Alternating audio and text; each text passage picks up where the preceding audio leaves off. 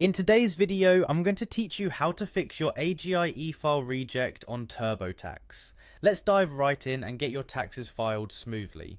First, we're going to visit the official Turbotax website. This is where we'll begin our process. Make sure you have stable internet access and any required login details at hand. Once you're on the home page, the next step is to click on the sign in button. It's usually located at the top right corner of the page. This will direct you to the login page where you'll need to enter your username and password. If you happen to have trouble logging in, make sure to reset your password or use the help features available on the site. After signing in, navigate to the Turbotax home. You should see various options here, but what we want to focus on is the section labeled 2024 taxes.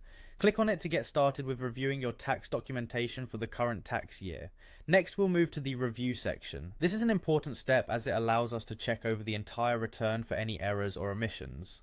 Once you are in the review section, locate and click on the Check My Return button. This tool is invaluable as it automatically scans through your return and highlights any issues that may need attention. If everything looks good, you're ready to proceed. Click Continue. You may need to do this a few times as you navigate through the sections of your tax return. You'll likely see the Continue prompt several times. This is normal as TurboTax guides you through each step. Just keep clicking Continue until you've moved through all the necessary screens. It's their way of making sure you don't miss anything crucial. Now, we're getting to the pivotal part of resolving the AGI e-file reject. Head back to Check My Return and click on it once more. At this stage, you want to look specifically at the section that shows your taxable income. Follow this by clicking on the Your Taxable Income link. This will provide you with details about your income and deductions. Here you will find the section titled Adjusted Gross Income.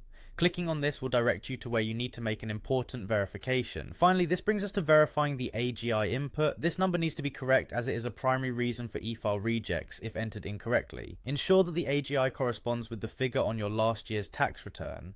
If you notice any discrepancies, you should update it promptly to avoid any further issues. And there you have it. After verifying and correcting as necessary, go through the steps once more to ensure all changes are saved and attempt to file again. Hopefully this resolves your AGI e-file reject issue.